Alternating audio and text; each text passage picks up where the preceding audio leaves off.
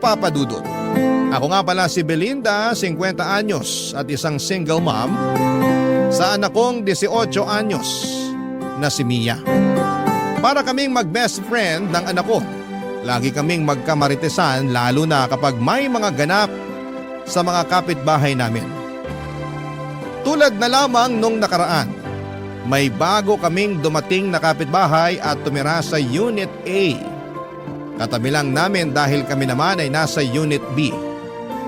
May kamahalan ang renta sa Unit A dahil 2 floors yon at mas malawak pa.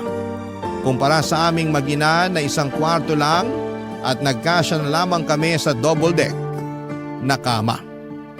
Kaya nga mas naging close kaming mag-ina dahil iisa lang ang kwarto namin.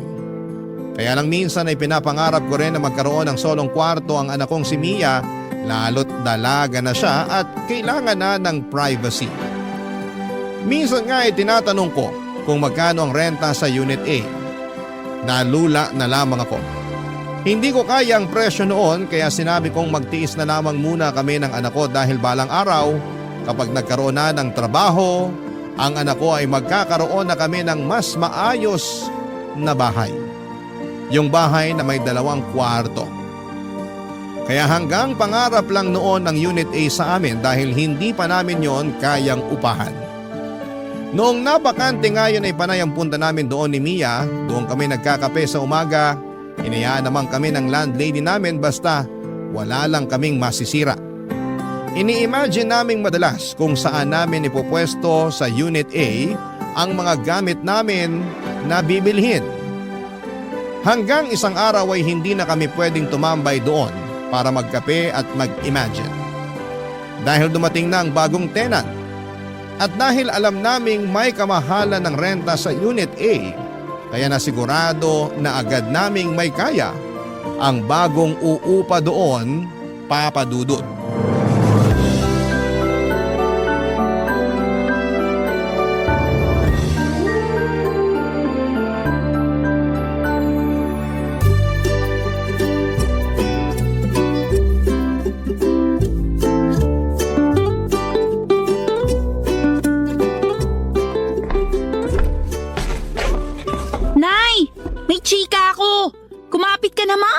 Alam mo na ba kung sino yung bagong tenant sa Unit A? Oo, alam ko na. Maupo ka na at hindi mo to kakayanin. I-update mo ko dali. Sabihin mo sa akin lahat. Huwag ka magdadamot ng detalye. Teka lang, makikihigop muna ako sa kape mo. O ito. Dalian mo na. Ang sama ng timpla mo sa kape, Nay. Apakapait. Nanlait pa. Nakikihigop na nga lang. Pero perfect yung mapait mong kape sa chika ko sa bagong kapitbahay natin. Magiging bitter ka talaga sa kanya. At bakit? Suspect. 25 anyos na dalaga, makinis, sexy, maganda, at mukhang mayaman. Vivian ang pangalan. Siya yung nasa Unit A? Puso mo, pakalmain mo. Narinig mo lang na 25 anyos na insecure ka na agad? Sinong kamukhang artista? May pagka-Bea Alonso ang ilong. Heart Evangelista ang kutis. Mata ni Carla Abellana at ngiti ni Marian Rivera. Yan ang suspect natin. Ano pang nalaman mo sa kanya? Ang dami at ang mamahal na mga gamit niya, ha? Nakakatakot nga dikitan kasi baka pagbayarin ako pag nagasgasan. Mayabang naman yun. Uy, si nanay, nai-insecure na. Hindi ako nai-insecure, no? Tsaka hindi ako maiinggit. Hindi ka maiinggit kahit malaman mong meron siyang automatic washing machine na tatalunin lahat ng washing machine sa laundry shop dito sa barangay natin? Eme! Hindi ka maiinggit kapag nalaman mong 2 ang inverter na aircon niya? Branded na, mukhang bagong linis pa. Nakakatuyo ng balatang aircon. Doon pa rin ako sa classic na electric fan. Walang inggit kahit malaman mong mas matangkad pa sa'yo ang branded niyang refrigerator? Wala pa rin tatalo sa Frigidaire natin na kaya makabuo ng yelong tig-3 kahit kalahating araw pa lang. Pero Nay, namamaho na kaya yung ref natin? Nakakahiyang ipabukas sa bisita. Sino bang kakampi mo rito? Ako o yung ref ng Vivian na yon? Nagsasabi lang ako ng totoo sa ref natin. Kahit 3 sako ng uling ang ilagay mo, ang baho pa rin. Talagang babaho yung ref natin kasi panay ang siksik mo ng mga ulam na pasirana. Sino bang kalaban mo rito? Ako o yung ref natin? Ewan ko sa'yo. Kunin mo na nga yung pang-bibi ko at mukhang tataas na naman tong dugo ko. Sulitin na natin ang pagtaas ng dugo mo, Nay. Alam mo ba na si Vivian, ex ng anak ng kapitan dati? O ano naman? Ako nga nung kadalagahan ko niligawan ako ng pinakamasipag magpuyat na tanod. Yun ang gusto ko sa'yo, Nay eh. Competitive ka. Teka't kukunin ko na yung pang-BP mo para makita na natin kung gaano ka ka-high blood dahil sa pagiging insecure mo. Hindi ako insecure. Naku, pag ikaw humaba ang ilong, gagawin talaga kitang sabitan ng kaldero natin. Aba talaga? Ito na po, kukunin ko na yung pang-BP niya. Oh.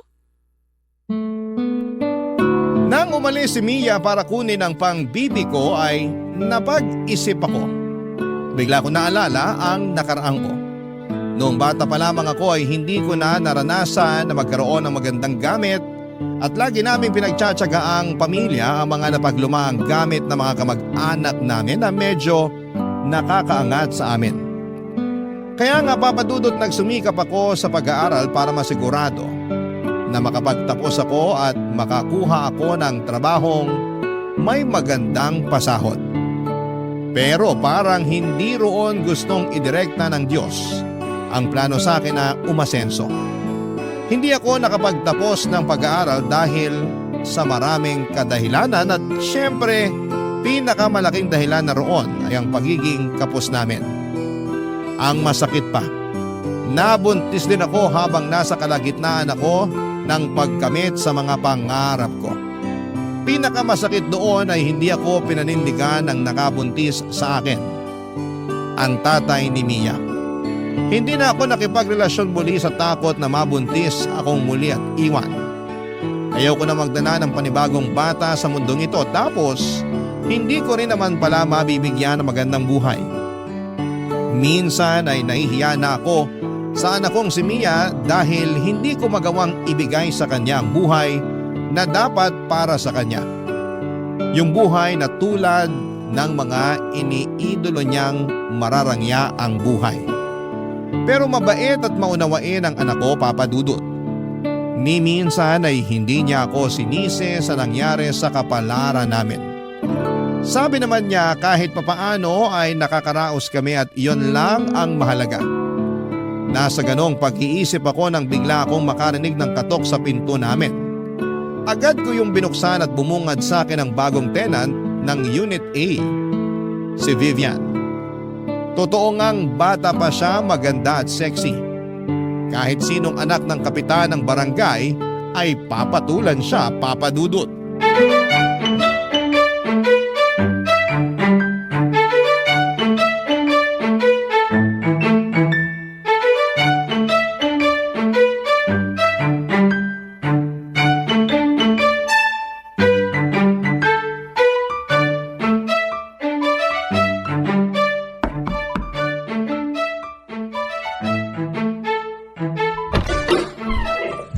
Hello po!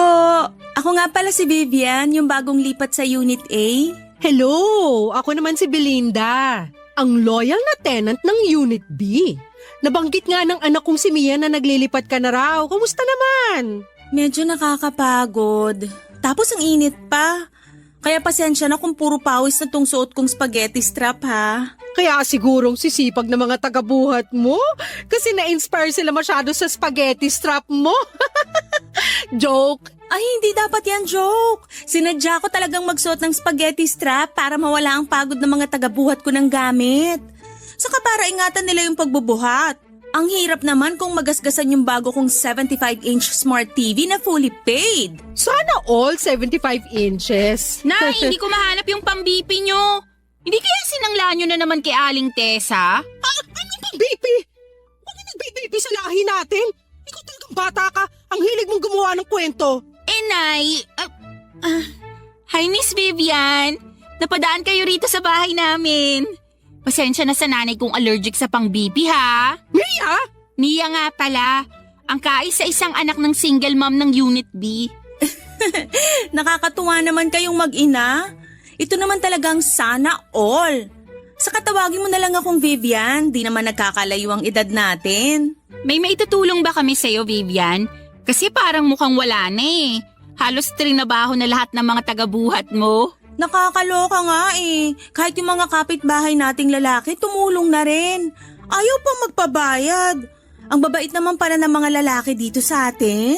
Mabait talaga sila kapag naka-spaghetti strap ang babae. At nakamaiksing maong shorts. Baka kahit renta mo, libre na kapag nakita ka ng asawa ng landlady natin. Joke! Mapagbiro talaga kayong mag-ina, no? Nakakatuwa naman. Sana makaklose ko kayong dalawa. Pwede naman, basta makikiref ako sa'yo ng ulam Ay, wala ba kayong ref? Meron, kaya lang may amoy Meron kaming ref, kaya lang tong anak ko Kulang na lang pati sapatos niya ipasok sa ref. Gusto lahat malamig. Nakakainit tuloy bigla ng ulo. Parehas tayo, Mia. Gusto ko rin laging malamig. Kaya nga dalawa yung binili kong inverter na aircon Bala ko pa nga bumili ng isa pa para bawat sulok ng bahay ko, malamig na. Yabang naman ng 3 aircon. Oy, joke lang yun Okay lang. Hindi naman ako pikon. Saka alam ko namang mahilig lang talaga kayong magbirong mag-ina. Ito hindi biro ha. Baka pwedeng makinood sa TV mo. Mia! Walang problema. Andyan lang naman ako sa bahay. Madalas kasi naka-work from home ako. Anytime na gusto mong makinood, kato ka lang, okay?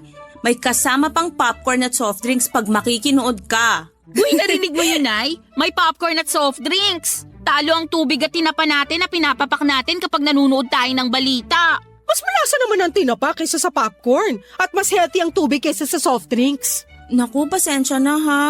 Hindi ko kayo mo-offera ng tinapa kasi allergic ako dun. Lalo na sa tuyo. Pero marami akong imported na meatloaf at corned beef. Pwede na siguro yung papakin kapag nanonood kayo ng balita? Bibigyan ko kayo. Di ko rin kasi nagagalaw masyado kasi lagi lang ako umu-order ng food ko. Wala akong time magluto Tatanggapin namin ang ayudang yan, Vivian. Ilang taon na kasing luya lang ang laman ng kitchen cabinet namin Ikaw talaga kanina mo pa binabackstab ang bahay natin. Totoo naman Naku, tumatawag na yung magde-deliver ng food ko. Maiwan ko muna kayo ha. Katok lang kayo sa Unit A kapag may kailangan kayo. Bye! Papa Dudut, mukha namang sincere ang pakikipagkaibigan ni Vivian sa aming mag-ina. Kaya lang siguro'y natabunan yon ng inis dahil sa inggit ko. Opo, Papa Dudut. Inggit nga ako kay Vivian. Magpapakatotoo na ako. Mas lumala nga ang inggit ko nang makaharap ko na siya at makita kung gaano siya kaganda at kasexy. Ganon kasi ang itsurang pinapangarap ko noong dalaga pa lamang ako. Malapit ko na sanang ma-achieve yon, kaya lang ay nabuntis ako at nasira ang figure ko. Binala ko namang ayusin pagkatapos kong manganak. Kaya lang ay naging busy na ako sa pag-aalaga kay Mia. Dagdag pa na kinailangan kong maghanap kaagad ng trabaho para may pangtustos ako sa pangangailangan namin. Wala naman kasi akong ibang maasahan noon kundi ang sarili ko. Mas nahirapan pa ako sa pagtatrabaho lalo't wala ring ibang mag-aalaga kay Mia. Naalala ko pa yung unang trabaho na pinasukan ko, Papa Dudut. Ayaw sana nila akong tanggapin dahil baby pa noon si Mia at may chance raw na hindi ako makapag-focus sa trabaho ko. Lalo na noong nalaman nilang single mom ako at walang ibang tumutulong sa akin sa pagpapalaki kay Mia. Naiintindihan ko naman sila, Papa Dudut. Pero naawa sa akin ang boss ko at pinayagan akong dalhin si Mia sa opisina. Nasa ilalim ng mesa ko lagi si Mia. Doon ako naglatag ng higaan niya. Mabuti na lamang at hindi iyakin at madalas lamang tulog si Mia kaya hindi rin siya naging abala sa akin sa trabaho. Hindi rin siya nakaabala sa mga katrabaho ko. Ginawa ko yon ng ilang taon at nung nakahanap na ako ng panibagong trabaho na makapagbibigay ng mas malaking sahod ay buong puso akong nagpasalamat sa boss ko. Pinayagan naman niya akong umalis at binigay pa sa akin ang blessing niya. Doon ko rin nalaman na noong nagsisimula siyang magtrabaho ay kagaya ko rin siya. Isa rin siyang single mom at walang ibang tumutulong sa kanya kundi ang sarili niya, Papa Dudut. Barangay Love Stories. Barangay Love Stories. Naalala ko lang noong unang lipat namin sa Unit B, Papa Dudut. Mura pa lang noon ang upa. Medyo malaki na noon si Mia at kinakailangan naming makahanap kaagad ng malilipatan dahil pinaalis na kami sa luma kong inuupahan. Hindi na raw kasi yon ipapaupa dahil titira na roon ang anak ng landlord ko. Nahirapan akong makahanap ng matitirhan namin lalo't hindi ko rin kayang budget ng ibang paupahan. Hanggang sa makita ko ang tinutuluyan namin ngayon. Unit B. Malapit yon sa trabaho at higit sa lahat ay hindi ganoong kataas ang paupa. Mabait din ang landlady ko. Nagustuhan niya si Mia kaya naman pinayagan niya akong umupa roon. Binawasan pa niya ng 1,000 ang upa ko. Naaawa marahil sa kalagayan ko bilang isang single mom. Dito na kami tumira sa Unit B mula noon hanggang magdalaga si Mia. Hindi na rin tinataasan pa ng landlady namin ang upa sa amin. Sa aming mag-ina lang yun ha, dahil sa ibang tenants ay regular na nagtataas ang landlady namin. Bilang kapalit sa kabutihan ng landlady namin ay kami mismo ni Mia ang naging tagabantay ng compound namin. Kami na rin ang naglilinis ng lahat. Sinisiguro naming na ire-report namin sa landlady kung meron kaming makitang problema sa compound. Kaya mas lalong natuwa sa amin ang landlady namin. Mukhang forever na nga kaming uupa roon dahil hindi na kami makakahanap pa ng ganong kabuting landlady. At higit sa lahat ay hindi na kami makakahanap pa ng ganong kamurang paupahan. Malapit yon sa trabaho ko at malapit yon sa school ni Mia. Kinapos man kami sa karangyaan pero biniyayaan pa rin kami sa ibang paraan, Papa Dudut.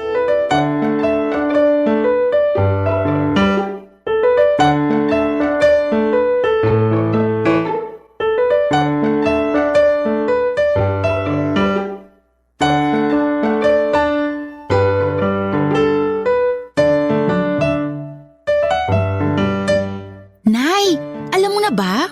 Ang alin? Yung tungkol kay Vivian. Kasiraan ba yan sa kanya? May skandal ba siya? Ano? Si nanay talaga. Ang bait naman ni Vivian pero gusto mo laging hanapan ng baho. Ano ngang nalaman mo sa kanya? May lang naman to. Ang dami na naman niyang gamit na dumating. Bago lahat. Baka naman kasi may sugar daddy na nagpupundar sa kanya. Yan ang baho niya. Hindi rin, Nay. Sariling sikap si Vivian. Close na kayo? Pinayagan ka lang niyang makiref ng ice cream mo, pinagtatanggol mo na siya? Ayoko lang maging bias, no? Mabait naman kasi siya. Para saan pa tong inisplok mo na marami siyang bagong gamit na dumarating? Para lang ikiting ka. Effective, di ba? Sarili mong nanay, sinisira mong araw. Sinasabi ko lang kasi pwede tayong makisuyo sa mga gamit niya. Di ba nga pinapayagan na niya ako makiref? Tapos okay lang sa kanya kung makikinood ako sa TV niya. Ikaw naman, hindi porket pumapayag siya, sige lang na sige. Mahiya ka rin naman. Siya kaya itong nag-offer. Saka gusto niya nga na nandun ako lagi para may kasama siya eh. Ang lungkot daw na mag-isa lang siya ron, lalo't bagong lipat lang. Namamahay pa. Bakit hindi siya dalawin ng sugar daddy niya? Wala nga siyang sugar daddy. Gusto kong paniwalaan na meron siyang sugar daddy. Ibigay mo na to sa akin. Iba ka talaga kapag nilalamon ng inggit, no? Busog na nga ang inggit sa akin eh. Kaya mas magandang wag ka nalang pumasok sa bahay niya. Kasi baka ma-stroke ka dahil sa inggit. Gaano kaganda ang bahay niya? Maganda. Parang mga bahay sa ibang bansa. Ang mamahal talaga ng mga gamit niya. Parang hindi nga bagay dito sa barangay natin eh. Ewan ko ba kay Vivian kung bakit dito pa niya naisipang lumipat? Pwede naman siya sa mga syala na kondo. Kasi kabit siya ng kapitan natin. Kanina sugar daddy tapos ngayon may kabit na siyang kapitan. Grabing imagination mo, Nay. Pumapalo talaga kapag naiinggit ka eh. Sa ganitong paraan lang naman gumagana ang loob ko eh. Hindi ko naiisip na miserable itong buhay natin kumpara sa kanya. Bakit mo naman kasi iniisip na miserable ang buhay natin? Okay naman tayo ah. Kung okay tayo, bakit mo laging nilalait na mabaho ang ref natin? Bakit kailangan mo sabihin na laging walang laman yung kitchen cabinet natin? Oy, wala akong sinabing walang laman yung kitchen cabinet natin. Sabi ko nga may luya ron eh. Ikaw talaga mapagawa ka ng kwento. Ganon din yun. Nilait mo pa rin ang pasimple. Nay, hindi ka dapat makaramdam ng inggit kay Vivian. Saka dapat hindi mo dinadaw ng buhay natin. Sa'yo talaga nang galing yan? Matapos mong sabihin na ang baho ng ref natin? Kahit mabaho ang ref natin at luya lang ang laman ng kitchen cabinet natin, happy naman ako sa buhay natin. Hindi ka ba talaga happy, Nay? Happy naman sana. Kaso, biglang dumating si Vivian. Ang hirap na tuloy maging happy, lalo kapag nakikita mo sa kanya yung mga bagay na wala sa atin. For sure, meron ding wala sa kanya na meron tayo. Alam ko kung ano yan. Ano? Kahirapan! Napailing na lamang si Mia sa huling sinabi ko. Hindi naman niya kinontra kasi alam niyang totoo yon. Nagpaalam na lamang siya saglit para pumunta sa Unit A para makinood ng balita sa 75-inch Smart TV ni Vivian. Inaya niya ako pero tumanggi ako. Ayos lang naman ako sa TV namin kahit na hindi flat screen ay okay lang. Ang TV pa rin kasi na gamit namin ay yung luma at mataba ang likuran. Pamana pa ito sa akin ng nanay ko. Napanalunan niya noon sa isang raffle sa peryahan. Inalagaan lang kaya tumagal.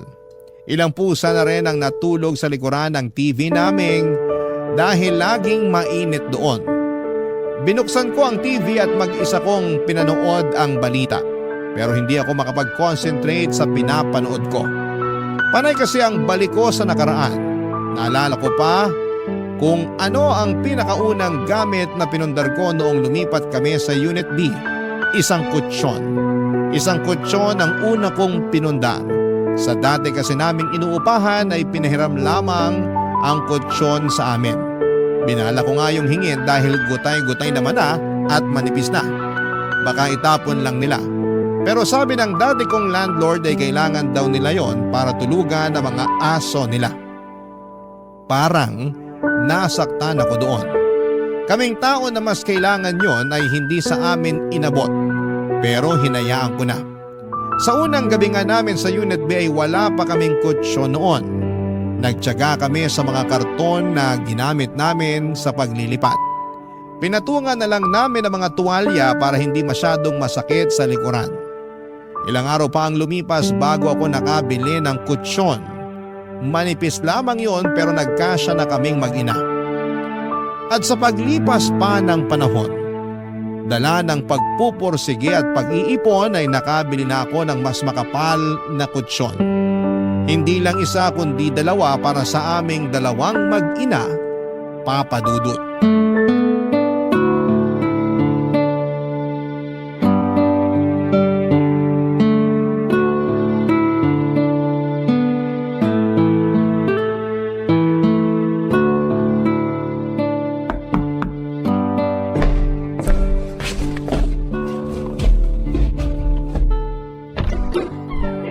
Hello, Ate Belinda! Vivian!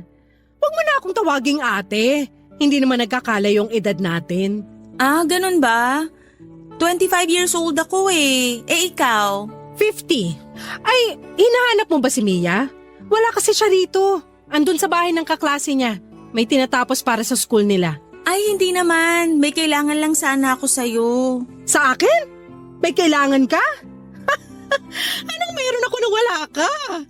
Teka, bago mo sagutin yan, pumasok ka muna. Baka mahamugang ka dyan sa labas. Naka-spaghetti strap ka pa naman. Nagpalinis kasi ako ng aircon kanina.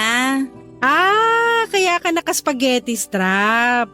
Para linisang maigi yung aircon mo. At bigyan ng discount. Iba talaga ang hiwaga ng spaghetti strap, no? Parang Lucky Charm siya. Ano ba yung kailangan mo pala?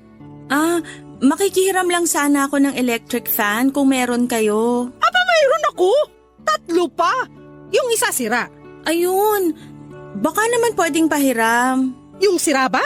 Yung gumagana sana. Pwede ba? Mukhang hindi mo na afford magbayad ng kuryente dahil sa 3 aircon mo Hindi naman. Kahit gawin ko pang 4 yung aircon ko, makakabayad pa rin naman ako. Bakit ka nangihiram ng electric fan? Nakakadry pala ng skin yung lagi kang nakababad sa aircon. Napansin ko lang ngayon. Mukha kang dry. Grabe ka naman. Parehas lang naman tayong dry. Joke. Yan marunong na rin ako sumabay sa mga biro mo. Pero dry nga rin naman ako. Hindi ko naman kinakahiya yun. Tamad kasi ako uminom ng tubig tapos matipid pa ako sa lotion. Hayaan mo. Kapag pinahiram mo ako ng electric fan ngayon, bibigyan kita ng lotion. Deal? Duda ako kung bakit ka humihiram ng electric fan eh. Ha? Anong nakakaduda doon? Mataas na kasi talagang singil ng kuryente ngayon. Napanood ko sa balita. Ayaw mo lang aminin na namamahalan ka na sa kuryente mo. Kaya hindi ka na muna gagamit ng aircon. Sabi ko nga sa'yo, kahit 4 pa na aircon ang nakabukas sa bahay ko, kaya kong bayaran yan. Kahit nakabukas pa yung pinto ko magdamag, kaya ko pa rin bayaran kung magkano man ang makukonsumo ko ron. Kaduda-duda lang kasi na biglang electric fan na yung gagamitin mo. May masama ba sa electric fan? Para sa aming mga nagtitipid lang kasi yun. Baka nga nagtitipid ka na rin ngayon. Pwedeng umamin. Ikaw talaga? Alam ko nanunukso ka lang kaya hindi ako mapipikon sa mga pang-iintriga mo sa akin. Pero kailangan ko lang talaga mag-electric fan kasi nagdadry na yung skin ko dahil babad ako sa aircon buong araw. Alam ko na. Hindi mo na afford bumili ng electric fan kasi naubos na yung pera mo. Kasi finally paid mo yung 75-inch smart TV mo. Hindi kita masisisi kung magpapakumbaba ka na ngayon. Ganun talaga. Matuto tayo sa pagkakamali natin. Next time kasi, huwag masyadong lustay para may mahuhugot ka pa kapag kailangan bumili ng electric fan. Bakit ba masyado kang masaya na malaman na wala akong pera? So wala na nga. Kasi di mo na afford bumili ng electric fan. Umorder na ako ng industrial electric fan, yung pinakamahal. Hindi pa siya makakarating ngayon kasi within 3 to 5 days ang delivery mula sa mamahaling shop na inorderan ko. Branded yung electric fan na binili ko, yung gamit mismo ng mga sikat na vlogger at artista. Hayaan mo pag dumating na, ipapahiram ko sa'yo para ma-experience mo naman kung paano makatikim ng pangmayaman. Che, sa'yo na yung electric fan mo. For sure, hirap nang umikot yan dahil napupuno na ng alikabok at kinakalawang na yung loob. Che uli! Hindi ako nakasagot sa sinabi ni Vivian Papadudut. Gusto ko siyang labanan sa pagtataray niya pero naisip kong ako naman pala yung unang nang atake sa kanya. Ewan ko ba kung bakit ko ginawa yon, siguro'y naipon na lamang din talaga yung inggit ko sa katawan ko. Masisisi niyo ba ako? May pagkamayabang din naman kasi si Vivian. Kung paano niya ibida sa akin yung mga gamit niya, akala ba niya ay hindi ko ramdam? O baka naman masyado lang akong sensitive at wala naman siyang balak ipamukha sa akin yon. Pero dahil nababalot ako ng halo-halong emosyon kaya hindi na ako nakapag-isip pa ng maayos. Para sa akin noon, kontrabida talaga si Vivian. Kaya naman naisipan kong labanan siya sa mga pinagyayabang niya. Nang makauwi si Mia, nalaman kong hinarang pala siya ni Vivian sa gate at kinuwento ang ginawa ko. Hindi ako kinampihan ni Mia kaya mas lalo akong nainis kay Vivian. Immature daw ako, sabi ni Vivian. 50 na raw ako pero kung umasta ako ay para akong grade school. Doon ako mas lalong nag-init. Napacheck tuloy ako sa BP ko.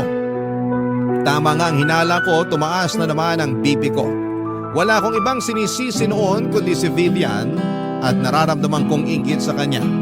Makakabawi rin ako sa kanya, yun ang sinumpa ko habang nililinisan ang mga namuong alikabok sa electric fan namin, Papadudut. Barangay Love Stories. Barangay Love Stories. Matagal kong pinag-isipan ang gagawin kong paghihigante kay Vivian, Papadudut. Mga 1 week din yon. Naisip kong bumili ng bagong TV, iyon ang simula ng paghihiganti ko kay Vivian. Inabangan ko ang sale online at nag-apply din ako ng loan sa online shop na yon. Nasilaw ako sa offer lalo't alam kong pwede ko yung bayaran ng paunti-unti. Itinago ko na ang matabang likuran na TV namin, Papadudut, at nagulat na lamang si Mia nang dumating ang bagong flat screen TV. Hindi ko muna yon ginamit para makaiwas na magasgasan at mag-overheat. Kung nag-overheat man ang mga flat screen TV. Wala rin naman kasi akong alam. Ang alam ko lang, pwede ko yung ipamukha kay Vivian oras na dumaan siya sa bahay. O di naman kaya ay lalakasan ko ang volume ng TV para marinig niyang meron na kaming bagong TV. Gusto na ngang gamitin ni Mia ang TV para makapanood na siya ng balita. Kaya lang ay sinabi ko na pasimplihan niya muna si Vivian na dumaan sa bahay. Nagtataka may sumunod pa rin si Mia dahil sa kagustuhan nitong makapanood na sa bagong TV namin. Maya-maya pa'y bumalik na si Mia pero hindi naman niya kasama si Vivian. Sinabi lang niya na busy daw si Vivian. Pero alam kong umiiwas lamang si Vivian sa akin dala nga noong minsang tensyon sa pagitan namin dahil lang sa electric fan. Kaya hinayaan ko na lamang na buksan ni Mia ang TV para makapanood na siya. Nilabas ko ang tinapa sa ref para papakin niya pero tumanggi siya dahil binigyan daw siya ng popcorn ni Vivian.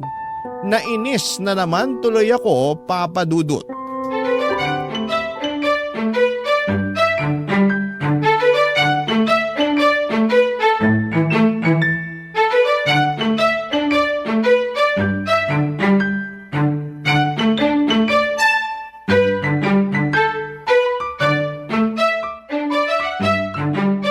Ayos tong TV natin, Naya. Siyempre naman, hindi tayo papatalo sa iba dyan. Kay Vivian na naman ba? Meron pa bang iba? Alam mo, Nay, pabayaan mo na siya. Enjoyin na lang natin tong bagong TV natin. Uy, ang saya ko. Hindi ko na kailangan pukpukin yung likuran ng TV para lang gumana kapag nagbo-blur yung pinapanood ko. Yan ang regalo ko sa'yo sa kasal mo ha. Ipapamana ko sa yung TV na yan. Ha? Ito ang ireregalo mo sa akin pag kinasal na ako? Baka basag na yung screen nito kapag nakahanap na ako ng lalaking papakasalan ako. Grabe naman yung regalo mo, recycled. Wala akong pakialam. Ipapamana ko pa rin tong TV sa'yo kaya alagaan mong mabuti. Tulad ng pag-aalaga ko roon sa matabang TV natin dati. Hayaan nyo, Nay. Aalagaan ko tong TV natin. Sisiguraduhin ko na makakakain siya ng 3 beses sa isang araw. Bibilang ko rin siya ng vitamins, lalo kapag napupuyat siya sa gabi. Okay na po ba? Puro kakalukuhan. Lakasan mo nga ang volume ng bagong TV natin. Malakas naman ang volume Hindi nyo pa rin ba marinig? May pangbili ng bagong TV pero cotton buds wala. Naririnig ko kaya lang gusto kong marinig din sa Unit A. Naku, kay Vivian na naman. Siya bang inspirasyon mo kaya ka bumili ng bagong TV? Malamang! Ano nga namang ikaw? Ayan na ata si Vivian. Lakasan mo yung volume. Tsaka humanap ka ng mapapanood ng matingkad ang kulay. Wala naman tayong cable na. Iisa lang ang channel natin. Wala akong pakialam. Gumawa ka ng paraan. Lagyan mo ng filter yung palabas. Ay, teka. Bubuksan ko lang yung pinto. Hi, Belinda! Hi, Vivian! Dinig ko ang lakas ng TV niyo sa unit ko Ganun ba? Sobra naman pala ang lakas ng sounds ng nabili kong TV. High quality talaga. Umaabot talaga sa'yo yung tunog. Oo, naka-apekto siguro na nakabukas lahat ng bintana niyo kaya dinig sa akin. Pwedeng makita? Pasok ka. Pwede ka rin makinood kahit anong gusto mo. Nay, isa lang ang channel natin. Lagyan mo ng filter. Wow, ang cute ng TV niyo Anong cute? Ang cute para sa maliliit lang. Ang laki kaya ng TV namin. Oh, sorry. Nasanay lang kasi ako sa laki ng TV ko. Ilang inches ba to? Ano siguro? 40 to 55 inches. Asian size, ganon. Hindi mo man lang chinek yung size bago ka bumili? Nagmamadali na kasi ako sa pag-shopping. Kung ano na lang yung madampot kong TV, yun na lang ang binili ko. Next month, bibili na lang ulit ako ng bago. Balitaan kita. Maganda yan. Nakakatuwa naman. Kasi tong si Mia laging nagre-reklamo dun sa matabang likuran na TV nyo At least ngayon may flat screen na kayo. Ewan ko ba kay nanay kung bakit ngayon niya lang naisipang i-retire yung senior citizen namin na TV. Sentimental kasi ako sa gamit. Pamana pa kasi yun ng nanay ko. Naiintindihan kita. Naabutan ko rin naman yung ganong TV pero binigay na lang namin sa kapitbahay namin nung may nagregalo na sa amin ng bago. Hanggang ngayon gamit pa rin nila yung TV na binigay namin Ay, gumagana pa? Tsaka nagkakausap pa rin kayo ng dating kapitbahay nyo? Oo, close pa rin kami kahit nagdalaga na ako at umalis doon. Papadaanin ko nga siya rito next week. Ibibigay ko na kasi sa kanya yung ref ko. Bibili na lang ako ng bago, pamana ko na yun sa kanya. Total, 2 years ko na rin namang gamit yung ref ko na yun. Uy, Vivian, baka naman may ipamana ka rin sa amin. Kailangan namin ng mana. Gusto niyo ba yung sofa bed ko? Di ko naman kasi nagagamit. Sa inyo na lang para komportable kayo kapag nanonood kayo ng TV. Hindi na. Kasi may in-order na ako online na sofa bed at bagong ref. Uy, magkakaroon na tayo ng bagong ref, Nay? Oo naman! Ipapamana natin sa junk shop tong lumang ref natin. Namangha si Mia sa mga sinabi ko. Masaya naman si Vivian sa mga sinabi ko. Niyakap niya ako at sinabing natutuwa siya sa pag-asenso namin. Hindi ko kinatuwa yon at feeling ko ay kaplastikan lamang yon. Nakinuod pa saglit si Vivian at pasimple niyang sinabi na ang bagong TV namin ay parehas doon sa napaglumaan niyang TV may 3 taon na raw ang nakakaraan. Nakakainis. Ewan ko ba kung ako lang ang nakapansin ng pagyayabang niya. Kasi si Mia believe na believe pa rin sa kanya. Makalipas nga ang ilang minuto ay umalis na rin si Vivian at pinapatay ko na kaagad kay Mia ang TV. Nagreklamo si Mia kasi gusto pa niyang manood pero pinilit ko siyang patayin ang TV. Natatakot kasi ako na baka mag-overheat yung TV. Saka baka malaki na ang gastos noon sa kuryente. Nagbilin ako kay Mia na limitahan lamang ang paggamit ng bagong TV para umabot pa sa kasal niya balang araw. Noong gabi bago matulog ay pinoblema ko kung paano pa ako makakapag-loan para makabili ng sofa bed at bagong ref na pinagyayabang ko kay Vivian. Alam kong dadaan pa rin si Vivian sa bahay at baka hanapin pa nito ang ref at sofa bed. Kaya naman naghanap pa ako ng pagpapautangan or mapagpapautangan. Meron naman akong nakuha, yun nga lang ay sobrang taas ng interest. Pikit mata ko na lamang na kinuha yon alang-alang sa pride ko. In-order ko ang sofa bed na hindi ko naman kailangan. At bumili na ako ng bagong ref kahit pwede pa naman ang luma namin. Bahala na. Kailangan kong panindigan yon pero pinangako ko sa sarili ko na huli na yon. Hindi na ako magpapadala sa kayabangan ni Vivian. Sisiguraduhin ko lang na makikita niya ang una kong pinagyabang na sofa bed at ref. Makalipas lang ang ilang araw ay dumating na yon sa bahay namin. Tuwang-tuwa na naman si Mia pero may halong alinlangan na sa kanya, Papa Dudut.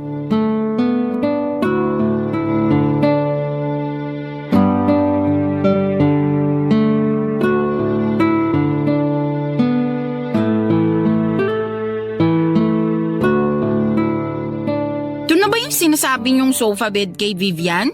Ang ganda, di ba? Parang ang tigas. Nanlait pa. Baka naman delikado to sa spinal cord, Nay, ha? Magpasalamat ka na lang na meron na tayong sofa bed. Bakit kasi bumili ka pa parang hindi naman natin kailangan?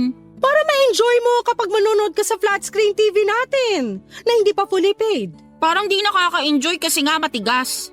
Baka sumakit lang ang katawan ko. Para akong nakahiga sa isang sakong bigas eh. Eh di wag mong higaan. Ako na lang. O kaya kapag may bisita tayong makikitulog sa atin. Talaga? Tatanggap na tayo ngayon ng bisita? Di ba nga ayaw mong magpatuloy ng bisita kasi dagdag pa ka mo sa papakainin? Magpasalamat ka na lang at nakabili ako ng mga bagong gamit natin.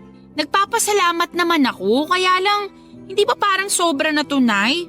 Kasi hindi naman natin talaga kailangan itong sofa bed. Ay yung ref, hindi ba? Panay ang reklamo mo na mabaho na yung ref natin. Oo, mabaho nga pero may sentimental value sa akin yun eh. Yun na kaya yung ref na nakalakihan ko. Andun pa nga lahat ng sticker na dinikit ko eh. Mas maganda yung bago natin. Pag pwede na siya isaksak bukas, makikita mo. Kasing lamig ng yelo sa US ang may experience mo. Speaking of yelo, bibili muna ako sa labas. Hindi pala tayo nakagawa kagabi. May binili pa naman akong soft drinks. Sayang kung walang yelo. Bumili ka na rin ng popcorn para malantakan natin mamaya habang nanonood. Wow! Asensado na. Hindi na tinapa ang pinapapak. Alis na ako. Ay! Vivian! Hello! Nagulat naman ako sa'yo. Kakatok pa lang sana ako pero nabuksan mo na agad yung pinto. Andyan ba nanay mo? Oo! Nay! Andito si Vivian! Labas lang ako ha. Bibili ako ng yelo at popcorn. Hi, Belinda! Hi! Andito ka? Gusto mo makita yung sofa bed at bagong ref namin, oh? Nakita ko na kanina nung dineliver dito. Congrats ha! Hindi na magrereklamo si Mia sa amoy ng lumang ref nyo. Mareklamo lang talaga ang anak kong yan. Naalala ko nga sa kanya yung sarili ko nung bata pa lang ako Naalala? Hindi ko pa yata nakwento sa'yo kung bakit malapit ang loob ko sa inyo mag-ina. Kasi nung bata ako, katulad ko rin si Mia. Marami rin akong gustong bagong gamit tulad ng nakikita ko sa mga kakilala namin. Pero hindi namin afford. Single mom kasi nanay ko. Ah, parang ako. Oo. Kaya nga magaan din agad ang loob ko sa inyo. Kahit minsan tinatarayan mo ko. Mag-isa niya akong tinaguyod. Tinipid niya rin ako para makapag-aral ako at makapagtapos. Kaya nga naaawa ako sa kanya. Yun, habang nag-aaral ako, marami akong ginawang sideline. Nagturo ako ng mga Chinese at Korean online, tapos marami pa akong pinasok na trabaho. Para ako na lang yung bumili ng mga kailangan namin sa bahay. Nagawa ko naman. Lalo na nung nakapagtapos na ako ng pag-aaral, tapos nakakuha na ako ng magandang trabaho. Nasaan ang nanay mo? Ay, wala na eh. Masaya na sa kabilang buhay. Sorry, hindi ko alam. Kaya siguro ako ganito ngayon.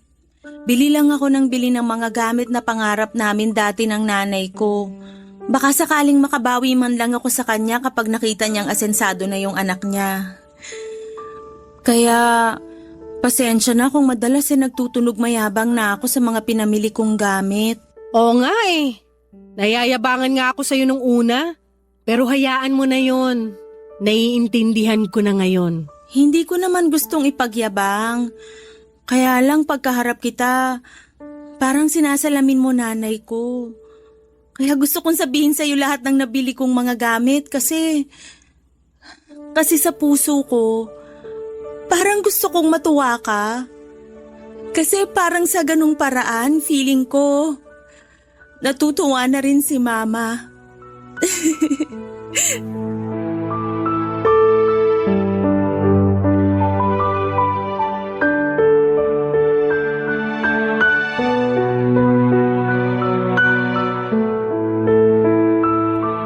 Papadudod para akong sinuntok sa lamunan sa inamin sa akin ni Vivian. Parang nasa namin naman niya ang anak kong si Mia na may mga pangangailangan at hindi ko maibigay noon. Niyakap ko siya at sinabing proud ang nanay niya sa kanya kung nasaan man ito sa ngayon. At kung kailangan man niya ng isang ina na magsasabi sa kanya kung gaano siya kagaling at kabuti ay andun lamang ako palagi. Doon na siya nagsimulang umiyak, papadudot. At para gumaan ang sitwasyon ay inamin ko sa kanya na naiinggit ako sa kanya kaya ako bumili ng mga TV, sofa at refrigerator. Inamin ko sa kanya na loan lahat yon. At pinagsisisihan ko na dahil alam kong mahihirapan akong bayaran yon. Bigla na lang siyang nag-offer na magbayad ng lahat ng yon. Regalo na raw sa akin. Tinanggihan ko dala ng sobrang hiya. Pero sinabi niya sa akin na parang sa ganoong paraan ay niregaluhan na rin niya ang nanay ko. Kahit ako ay naiyak sa naging offer niyang yon, mahinga na mainggit sa kanya dahil mabuti siyang tao at anak. Deserve naman talaga niya mga magagandang bagay na naipundar niya. Doon na kami nagkaintindihang dalawa, papadudot. Pagkatapos noon ay dumating na rin si Mia at niyakap siya bigla ni Vivian at kinagulat niya yon. Hindi ko na lang sinabi sa anak ko ang nangyari bago siya pumasok sa bahay.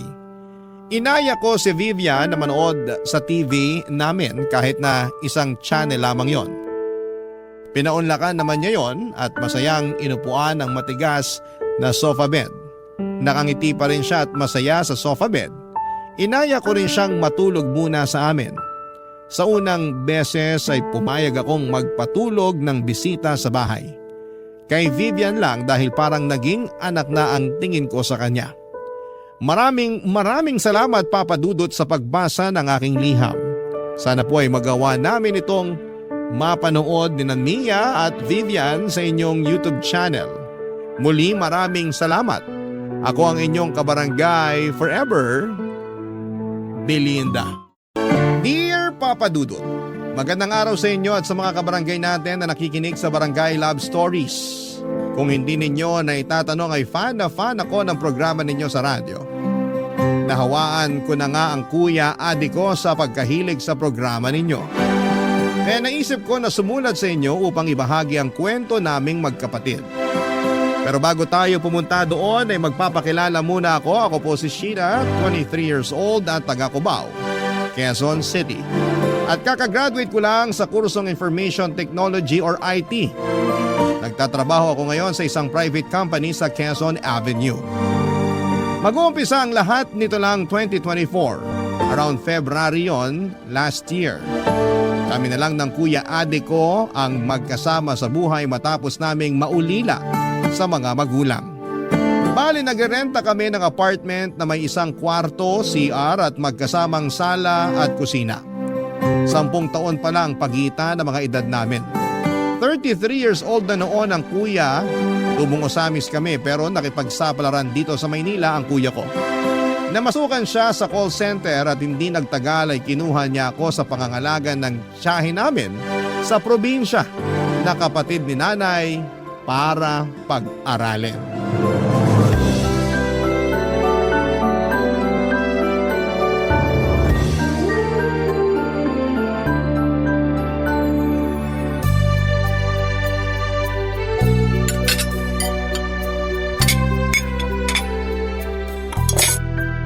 Sheena?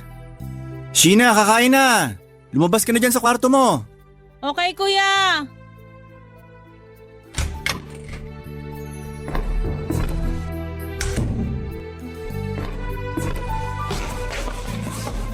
Wow! Sinigang na salmon belly! Oo, alam kong paborito mo yan. Upo na para makakain na tayo. Thank you, kuya. Ang sarap ng hapunan. Walang anuman. Kumusta school? Okay naman, pero nakakapagod. Lalo na yung thesis namin, pero patapos na rin naman kami. Final defense na namin next week, then for binding na. Excited na ako. Excited na rin ako. Malapit ka na makagraduate. Oo nga. Ay. Kaya lang, kinakabahan naman ako. Saan? Sa pwedeng mangyari pag nakagraduate na ako. Sabi kasi ng prof namin na iba na raw talaga ang buhay sa real world. Yun bang kapag nakalabas na kami ng eskwelahan, mas mahirap na raw at mas maraming kakumpetensya sa paghahanap ng trabaho. Natatakot ako tsaka kinakabahan.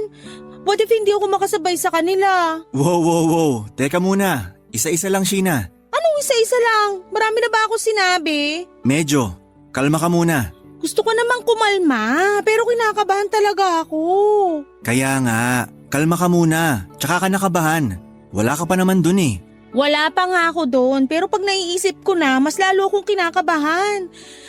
Narinig mo ba tibok ng puso ko? Ang lakas oh! Naiintindihan ko naman yung pinanggagalingan ng kaba mo. Pero hindi mo kailangang matakot. Kaya ka nga may kuya eh. Nandito ako para alalayan at gabayan ka.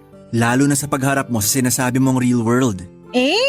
Malaki na naman ako, tsaka tagal mo na rin akong inaalalayan. Baka oras na para tumayo naman ako sa sarili kong mga paa. Nando na tayo. Pero habang pipilay-pilay ka pa dahil baguhan ka pa lang sa real world na sinasabi mo, nandito lang ako para tulungan ka. Para saluhin ka pag na out of balance ka. Ewan ko sa'yo, kuya. Puro ka talaga kalokohan. Kahit puro ako kalokohan, seryoso naman ako sa sinabi kong iyan ha. Basta, tandaan mo, hindi mo kailangan mahiya sa akin. Magsabi ka lang pag kailangan mo ko. Kaya nga naging kuya mo ko, di ba? Thank you talaga, pero nahihiya pa rin ako. Bakit ka naman nahihiya? Siyempre, dami mo na kasing sinakripisyo para sa akin. Simula pa lang nung bata tayo, nagtrabaho ka na at lumuwas dito sa Maynila. Tapos kinuha mo ko sa probinsya natin para pag-aralin. Ginawa ko yun lahat dahil mahal kita. Kayo nila nanay at tatay. Tsaka hindi naman ako humihingi ng kapalit eh. Ang gusto ko lang, magsikap ka para sa sarili mo. Kahit wag mo na ako isipin, sarili mo na lang. Pwede ba yun? Siyempre kasama ka pa rin sa mga pangarap ko. Basta, kapag nakapagtapos ako at nakapagtrabaho, tutulungan kita. Di ba pangarap mo makabili ng sariling bahay? Oo, pero tsaka na yon. Unahin mong tulungan ang sarili mo. I-establish mo muna sarili mo. Hindi mo naman responsibilidad yung pangarap ko. Lalo alam ko na may sarili ka rin pangarap. Okay na sa akin na tinutupad mo yon. Masaya na ako dun. Thank you talaga, kuya. Walang anuman. Sana di ka magsawa sa pagpapasalamat ko. Hindi naman. Pero lumalamig na yung sabaw. Kumain na tayo. Sige, kanina pa nga ako nagugutom. Papa Dudut, 2019 ako dumating sa Cubao at noong sumunod na taon ay nag-enroll ako sa kolehiyo. Kaya lang ay nagkaroon ng pandemic kaya naurong ang class opening ng September imbes na June. Pahirapan din kasi online ang klase namin pero sa awa ng Diyos ay nairaos at mairaraos ko ang pag-aaral ko. Mataas ang pangarap ko sa buhay pero kasama na doon ang maibalik sa kuya ko ang lahat ng mabubuting bagay na ginagawa niya para sa akin. Malaki ang respeto ko kay Kuya Adi, Papa Dudut. Mabait kasi siya, mapagmahal at responsable. Close na talaga kami kahit noong unang beses pa lamang na magkasama kami sa Maynila. At kahit noong nasa Usamis pa lamang kami nakatira. Kaya nga nalungkot ako ng sobra nang mag-decide siyang pumunta sa Maynila para makipagsapalaran. Sobrang hirap din kasi ng buhay namin sa probinsya kaya sinantami na lamang niya ang pangarap niyang makapagtapos ng pag-aaral. Kaya wala akong ibang hangad ng mga panahong yon kundi ang tuparin ang naudlot na pangarap ng kuya ko na makagraduate sa kolehiyo. Mabilis na lumipas sa mga araw. Napansin ko madalas na may kausap sa chat ang kapatid ko. Tapos may mga pagkakataon pang pangiti-ngiti siya habang nakatitig sa cellphone. Kaya naman na curious ako, Papa Dudut.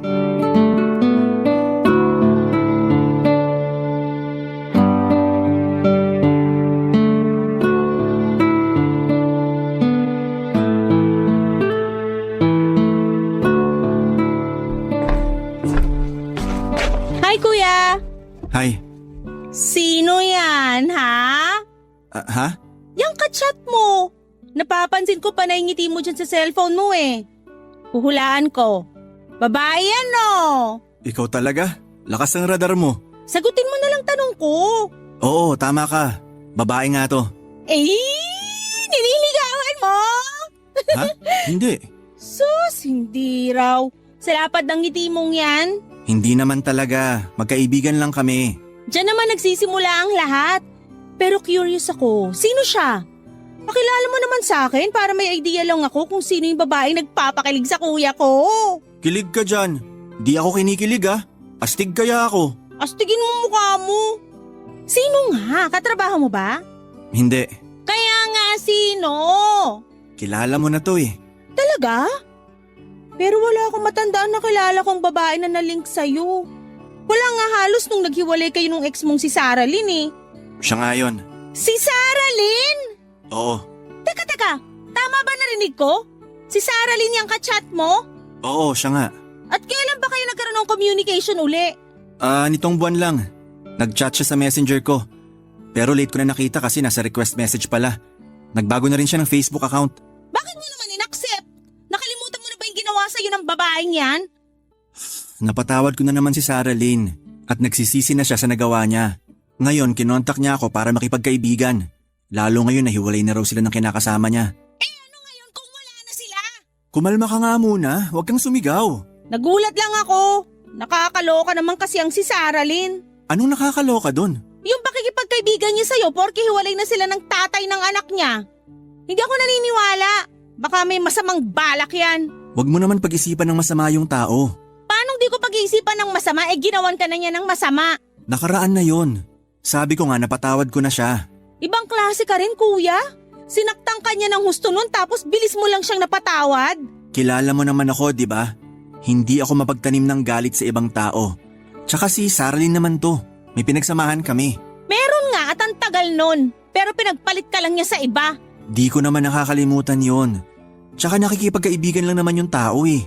Malay mo malungkot dahil naghiwalay sila ng kinakasama niya.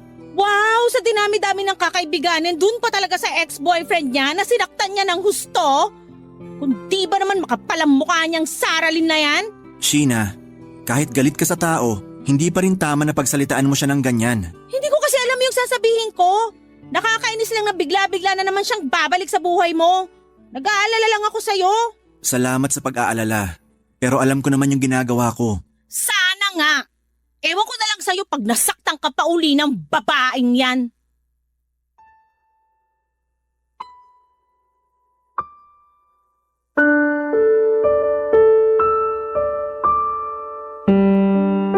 Papa Dudut, hindi niyo ako masisisi kung umasim ang mukha ko nang banggitin niyang nag-uusap na naman sila ng ex-girlfriend niyang si Sarah Lynn. Hindi kasi maganda ang breakup nila, Papa Dudut. 5 years na sila noon ng kuya ko nang mabuntis si Sarah Lynn ng ibang lalaki. Kasal na nga lang ang kulang sa kanilang dalawa, nakuha niya pang magpagalaw sa iba at lokohin ang kapatid ko. Taong 2022 sila naghiwalay at nasaksihan ko talaga kung paano nalugmok ng husto si Kuya Adi. Isa pa sa kinaiinis ko kay Sarah Lynn ay 1 taon na pala niyang niloko ang kuya ko.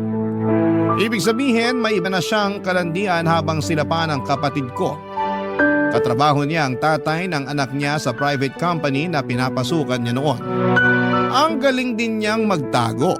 Tapos nung nagkabukingan na ay sa kanya hiniwalayan si Kuya Adi para makisama sa tatay ng anak niya. May paiyak-iyak pa talaga ang gaga para magmukhang kaawa-awa. Kaya inis na inis talaga ako sa kanya at hiniling ko na sana'y hindi na ulit mag-cruise ang landas nila ng kapatid ko. Kaya lang ay masyadong mapaglaro ang tadhana at ang kapalaran, Papa Dudut. Barangay Love Stories. Barangay Love Stories. Papa Dudut, kung protective sa akin ang kuya ko ay natural na protective rin ako sa kanya bilang kapatid niya.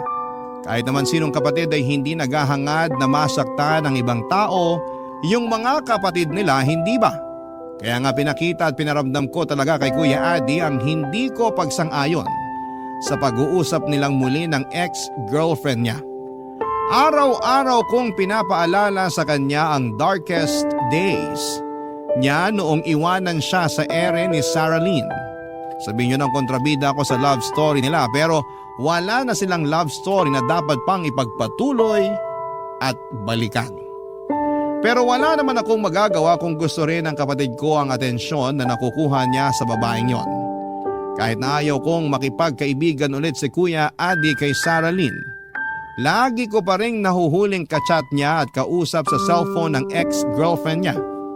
Minsang sinabi ni Kuya na intindihin ko na lamang daw siya at yun naman ang ginawa ko, Papa Dudut. Pero deep inside, nananalangin ako na sana'y hindi mag-workout ang kung anumang namamagitan sa kanila ng mga panahong yon, Papa Dudut.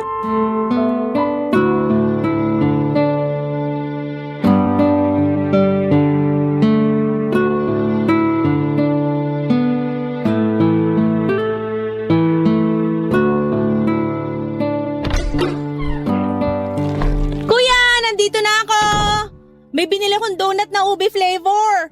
Halo? Kanino to sapatos na to? Oh, nandiyan ka na pala. Adi, sino yan? Sheena, ikaw pala. Sarah Lynn? Bakit yan lang ang tawag mo? Nakalimutan mo na yata na inaate mo siya noon. Bakit ko tatawagin ate yung babaeng nanakit sa'yo? Sheena! Ayos lang naman na hindi niya ako tawaging ate, Adi.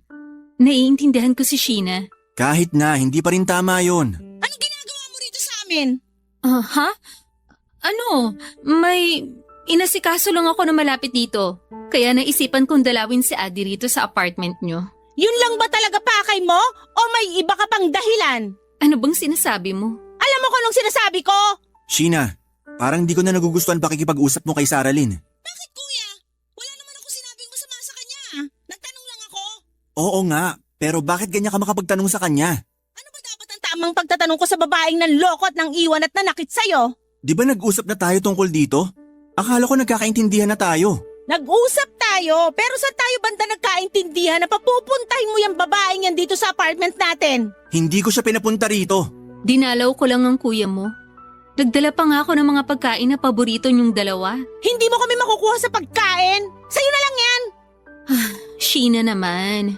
Pwede bang kausapin mo ako na maayos? Maayos naman na makikipag-usap ko sa'yo Ano bang gusto mo? Yakapin kita, ngitian, tapos sabihin ko sa'yo na na-miss kita?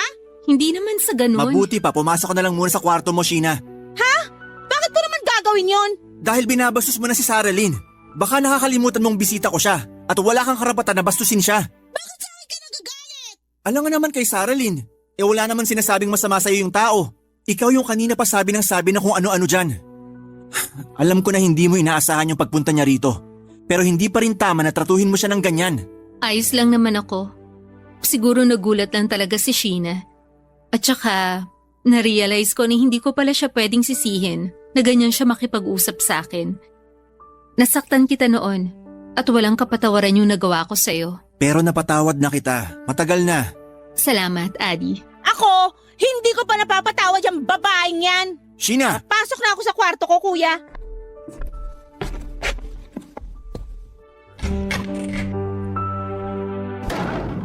Pagpasensyahan mo na yung kapatid ko. Hindi naman talaga siya ganyan. Alam ko naman. Pero may kasalanan din ako sa'yo. Wala na yon. Sabi ko nga, napatawad na kita. Salamat ulit. Papadudot, gulat na gulat ako nang makita ko si Sarah Lynn sa pamamahay namin ng hapong yon. Hindi ko talaga inaasahan na muling magkukrus ang landas namin ng babaeng kinaiinisan ko. Takang-taka pa ako kung ano ang ginagawa niya sa bahay, tapos mas nadagdagan pa ang inis ko nang pinagtanggol siya ni kuya sa akin. Hindi ko talaga matanggap na mas kinampihan siya ng kapatid ko. Ewan, pero noong nakita ko ang pagbumuka ng babaeng nanakit sa kuya ko ay nagbalik ang lahat ng pinagdaanan namin para lang makausad siya noon. Marami akong tanong kay Sarah Lynn na hindi ko na naitanong ng araw na yon. Una na doon ay kung paano niya nagawang sakta ng kuya na naging mabait at manatiling tapat sa kanya. Pangalawa ay kung bakit bumalik pa siya sa buhay ng kapatid ko. Para sa akin, papadudot, ay hindi sapat na dahilan na naghiwalay na sila ng kinakasama niya na siyang tatay ng anak niya. Malakas ang kutob ko na gusto lang niya na gamitin ang kuya ko. Mabilis pang nagdaan ang mga araw at dumalas pa ng dumalas ang pagpunta ni Sarah Lynn sa inuupahan naming apartment. At kahit na gustuhin kong iwasan siya, ay hindi ko naman magawa-gawa. Kaya hinayaan ko na lamang siya at ang anak niya. Pero minsan aminado akong napipikon ako sa bata dahil maingay at makalat sa bahay. Tapos hindi naman masaway-saway ni Sarah Lynn, papadudot.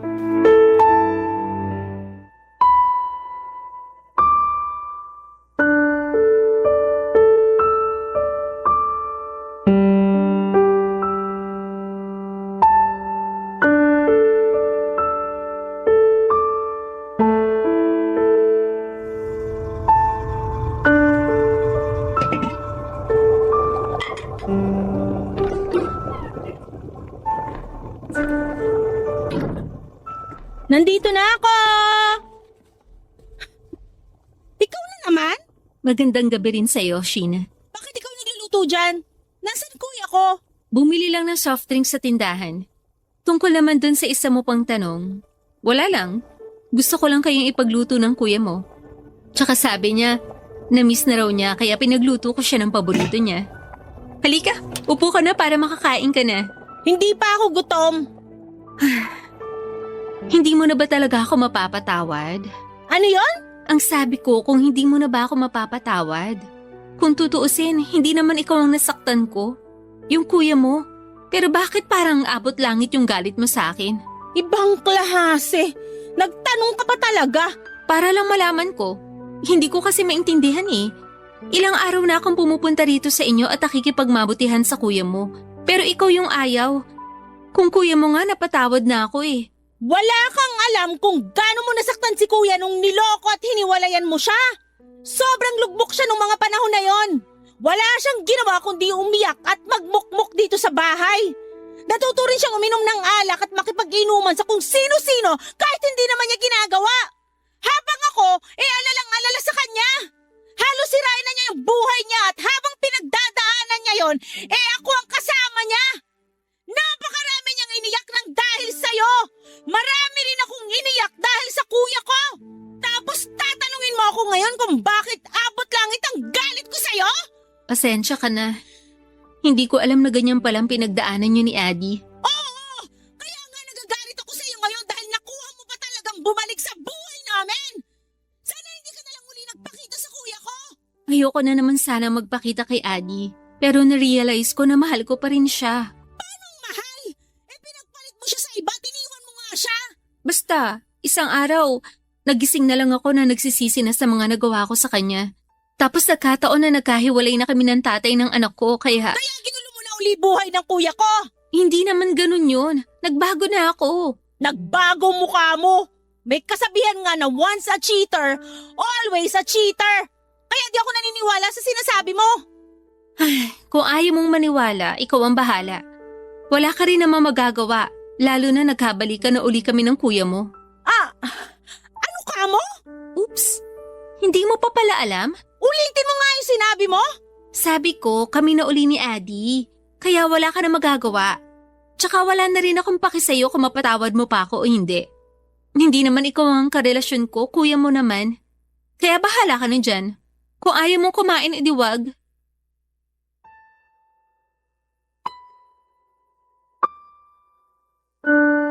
Papa Dudut, hindi ako makapaniwala na nilihim sa akin ng kuya ko na nagkabalikan na sila ni Sarah Lynn.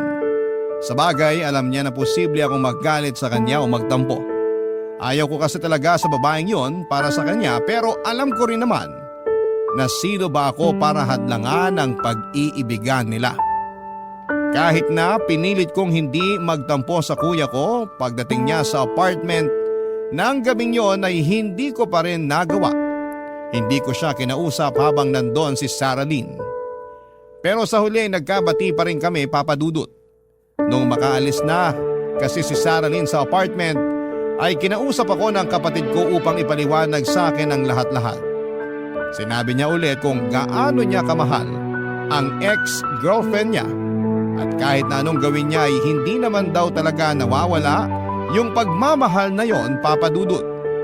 Bukod doon ay napatawad na raw niya si Sarah Lynn at noong nagkita ulit sila ay gusto niyang magsimula ng panibagong buhay kasama ito at ang anak nito sa ibang lalaki. Dahil sa pag-uusap naming yon ni Kuya Adi ay lumambot naman ang loob ko sa kanya. Sa abot ng makakaya ko ay inunawa ko ang bawat katagang lumabas sa kanyang bibig. Barangay Love Stories. Barangay Love Stories. Papa Dudut, dahil nagkabalikan na sina Kuya Adi at Sarah Lynn, ay madalas nang nakatambay sa apartment namin ang babaeng yon. Wala naman akong magawa dahil kagustuhan din yon ng kapatid ko. Sakto, naka-work from home setup si Kuya at si Sarah Lynn ang nakatoka sa pagluluto ng pagkain namin. Kaso ay nauumay na talaga ako pag nakikita ko silang sobrang sweet na akala mo ay hindi nagkahiwalay dahil may isang nagloko. Hindi niyo ako masisisi kung bakit hindi pa rin ako lubusang masaya para sa relasyon nila ng kuya ko. Kung si Kuya Adi ay nakapagpatawad na pues ako ay hindi pa. Mabilis na nagdaan ang 2 buwan at tuluyan na ngang binahay ni Kuya sina Sarah Lynn at ang anak nito. Sa sala sila natutulog dahil iisa lang naman ang kwarto ng apartment namin at doon ako natutulog. Walang trabaho si Sarah Lynn kaya kapag sumisweldo si Kuya ay ibinibigay niya lahat ng pera niya sa babaeng yon. Isang gabi ay napansin kong malungkot ang kuya ko. Nag-alala ako kaya kinausap ko siya at doon ko nga nalaman na meron pala silang pinagdadaanan ni Sarah Lynn. Pinagtapat sa akin ang kapatid ko na nagdadalang tawa ang girlfriend niya ngunit hindi na naman siya ang ama. Bali nabuntis lang daw ito nang madalas nitong kausap sa cellphone bukod sa kapatid ko. Nung una ay nalabuan ako kung paano nangyari yon pero sinabi ni Kuya na hindi pa rin pala tuluyang nagbago si Sarah Lynn. Niloloko pa rin siya nito kaya abot langit ang galit ko sa babaeng yon. Gusto ko siyang sabunutan at nagkataon na wala sila ng anak nila sa bahay dahil may pinuntahan na hindi namin alam. Kaya nga inabangan ko ang pag-uwi nito. Pero bago ko pa yon magawa ay inawat na ako ni Kuya Adi at nakiusap na huwag ko nang kumprontahin ang girlfriend niya. Kahit na masama ang loob ko sa pakiusap niya ay sinunod ko pa rin siya, Papa Dudut. Tapos nung sumunod na araw ay sinabi niyang nagkasundo na sila ni Sarah Lynn Natatanggapin niya ang bata dahil hindi naman daw sinasadya ang pagdadalang tao nito.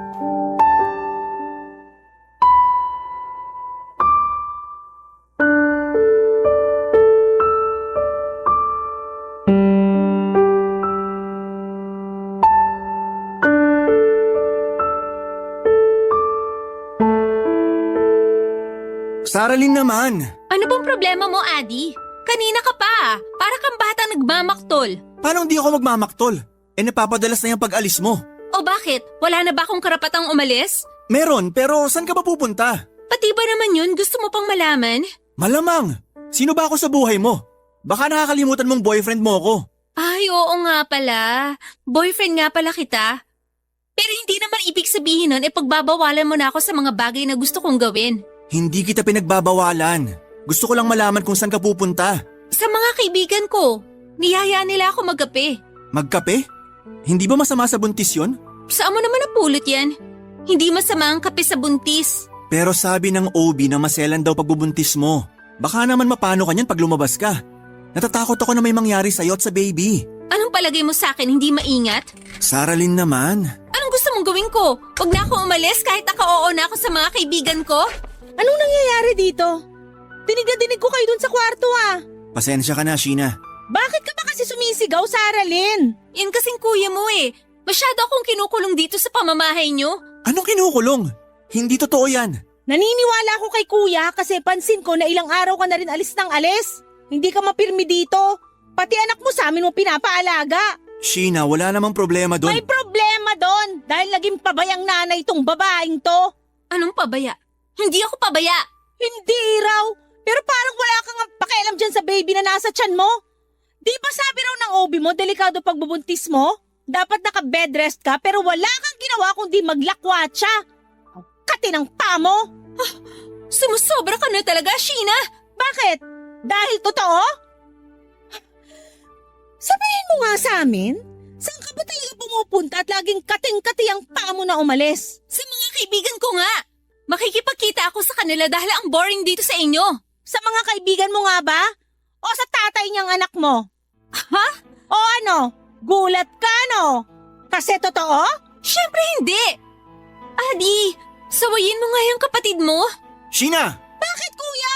Huwag mo sabihing naniniwala ka sa babaeng yan, inukno ka na sinungaling yan. Tingnan mo nga, harap-harapan ka rin naman niyang iloloko. Nakuha pang magpabuntis sa iba habang kayo pa. Alam ko. Pero napag-usapan na namin ni Saralyn na aakuin ko ang bata dahil hindi naman daw niya sinasadya. Hindi sinasadya? Na ano? Nalumande? Kailan ka pa magigising kuya? Nukno ka naman loloko niyang girlfriend mo. Tama na! Huwag ka na magsalita! At bakit hindi ako magsasalita? Sige nga. Di ka kasi nakikinig sa sinabi ko. Sabi ko nag-usap na kami ni Saralyn. Aakuin ko ang baby niya. Tsaka wag mo na nga ulit-ulitin na nagloko siya. Wala namang pinanganak na perpekto Pero lahat pwedeng magbago. Ewan ko sa'yo! Masyado ka nang nabulag sa pagmamahal mo sa maling babaeng yan! Kailan ka ba magigising? Pag huli na ang lahat, natalog mo ka na naman uli? Bahala ka na nga! Papa Dudut, hindi ako makapaniwala na kakampihan ni Kuya Adi si Saralyn kesa sa akin na sarili niyang kapatid. Doon na talaga tuluyang sumama ang loob ko sa kanya na parabang ayoko na siyang makita at makasama sa iisang bubong. Hindi ko matanggap na ganon na lang niya binaliwalang pag-aalala ko sa kanya. Kaya naman dala ng bugso ng damdamin ay umalis ako sa apartment namin at nakituloy sa apartment ng kaklase ko. 2 araw din akong hindi umuwi sa amin at hindi ko rin sinagot ang call and text ni Kuya. Galit ako sa kanya ng mga panahong yon. Sa isip ko ay kaya kong mabuhay nang wala siya. Nagplano akong mag-working student hanggang makapagtapos ako. Pero hindi naman yon natuloy dahil kinausap ako ng kaklase ko na huwag ko na raw tiisin ng matagalang kuya ko. Huwag ko raw gawin yung ginawa niya sa kuya niya noong nagrebelde siya. Sa sobrang pag-aalala raw kasi nito, nang umalis siya sa kanila noon ay hinanap siya nito kung saan saan. Kaya lang ay nadisgrasya ito matapos mabundol ng SUV. Bukod doon ay ramdam daw niya na kailangan ako ni Kuya Adi kaya tinalaban ako sa pag-uusap namin yon. Kaya naman kinaumagahan ay sinagot ko na ang tawag ng kapatid ko at unang bumungad sa akin ang hikbi niya. Dahilan para magmadali akong umuwi sa amin, Papa Dudut.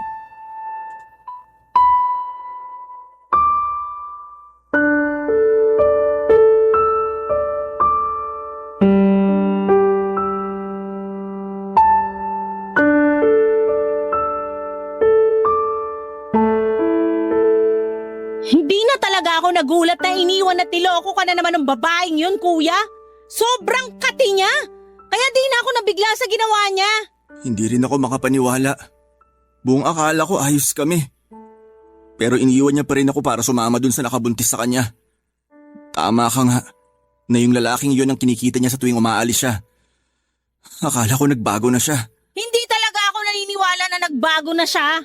Baka masyado lang akong uto-uto. Kaya nagpadala ako sa mga sinabi niya. Medyo. Kaya nga nakakainis ka rin eh. Patawarin mo ako, Sheena. Masyado talaga akong nabulag sa pagmamahal ko kay Saralyn. Ewan ko ba naman sa'yo? Napakakapal talaga ng pagmumukha nung Saralyn na yon. Kung tutusin, napakaswerte na nga niya sa'yo, kuya eh. Pinatawad mo siya. Pinatira dito sa atin. Tapos tinanggap mo pa yung anak niya. Sa huli, pipiliin niya pa rin yung nakabuntis sa kanya, di iwanan ka? Grabe! Ibang klaseng babae! Ginawa ko naman lahat. Pero siguro di lang ako sapat para sa kanya. Ginawa mo talaga yung lahat. Pero sabihin mo, masyado lang mapaghanap yung babaeng yon. Sorry ha, pero napakalandi niya. Nalulungkot lang ako. Akala ko magkakaroon na kami ng sarili naming pamilya. Nalulungkot din naman ako para sa'yo. Pero sana sa susunod, hindi na lang sa kanya. Marami pa namang iba dyan na di hamak na mas matino sa Saralyn na yon. Kaya lang syempre, kailangan mo munang kilalanin at kilatisin. Ewan ko. Pagkatapos ng nangyaring to sa akin, parang natatakot na ulit ako makipagrelasyon. Hindi naman lahat katulad ng ex mo eh. At kaya nga ex na siya kasi may dahilan. Saka sabi ko nga, may mga matitinong babae naman dyan. Pero kung hindi ka pa handa pumasok uli sa relasyon, ikaw bahala. Ikaw naman makakapag-decide kung kailan ka magiging handa na talaga. Tama ka. Salamat, Sheena. Oo, salamat naman saan? Kasi umuwi ka. Pinuntahan mo ako rito. Akala ko pati ikaw mawawala na rin sa akin. Sorry din pala dahil masyado ako naging mapusok. Hindi ko na inisip yung pag-aalala mo sa akin kasi nga minahal ko ng husto si Saralyn. Kaya nung iniwan niya ako, pakiramdam ko, mag-isa na lang ako sa buhay. Kuya naman, hindi ka magiging mag-isa sa buhay. Kasama mo ko. Oo, nakakatampo lang yung nangyaring pagtatalo natin. Pero pinarealize sa akin ng kaklase ko na hindi ko dapat tinitiis ng matagal yung mga taong mahal ko. 2 araw lang akong hindi umuwi dito sa apartment natin pero miss na kita. Miss na rin kita. Buti naman ligtas ka dun sa tinuluyan mo. Nag-alala ko ng husto sa'yo. Hindi ko kasi alam kung saan ka hahanapin. Di mo pa sinasagot yung mga tawag at text ko. Sorry, hindi ko sinasadya na mag-alala ka. Pero hindi rin naman ako gagawa ng bagay na ikakapahamak ko. Sabi ko nga, marami pa akong pangarap. At isa doon ay makapagtapos ng pag-aaral dahil alam kong yun yung pangarap mo para sa akin. Pangarap din yun nila nanay at tatay. Alam ko na kung saan man sila naroroon, proud na proud sila sa'yo. Proud na proud din sila sa'yo dahil kinaya mo kong itaguyod, pag-aralin at pagtapusin. Salamat. Wala yun, kuya. Basta tandaan mo, nandito lang ako para sa'yo. Naniniwala naman ako na magiging okay ka rin, kuya. Naniniwala rin naman ako. Papa Dudut, kahit na muling nasaktan ni Saralyn ang Kuya Adi ko ay pinatunayan ng kapatid ko na pwede pa rin siyang makabangon at magpatuloy sa buhay. Siyempre kasama ulit ako ng kuya ko sa pag-move on niya sa ex-girlfriend niya na wala na kami ng balita matapos sumama nga sa nakabuntis sa kanya. Sana lang talaga hindi na ulit sila magkita ni kuya at kung sakaling mang mag-cruise muli ang landas nila ay tuluyan ng mawala na ang nararamdamang pagmamahal ng kapatid ko para sa kanya. Sa kasalukuyan ay graduate na ako at nagtatrabaho na, Papa Dudut. Masaya naman ako sa ginagawa ko at kapag may mga bagay akong hindi alam na i-handle, lalo na kung tungkol sa trabaho at pakikisalamuha sa mga kasamahan ko, ay kay Kuya Adi ako humihingi ng plano. Kung tatanungin ninyo ako kung kumusta siya, nasa mabuting kalagayan ang kapatid ko. Sa ngayon, Papa Dudut, ay nahihilig siya sa pagsali ng mga marathon at pag-akyat ng bundok. Minsan nga ay sumasama ako para makapag-bonding na rin kami. Wala akong ibang kahilingan kundi ingatan ang kuya ko, lalong-lalo na ang kanyang puso. At kung muli siyang magmamahal ay deserve niyang mapunta sa matino at tamang babae dahil mabuti siyang tao. Hanggang dito na lamang po ang sulat ko, Papa Dudut, at sana'y kinapulutan po ito ng aral at inspirasyon ng mga kabarangay natin. Maraming salamat po kung sakaling mapili niyong i-ere sa programa ninyong Barangay Love Stories. Number 1 po kayo sa puso namin. God bless and more power sa inyong istasyon. Ang inyong forever kapuso at kabarangay, Sheena.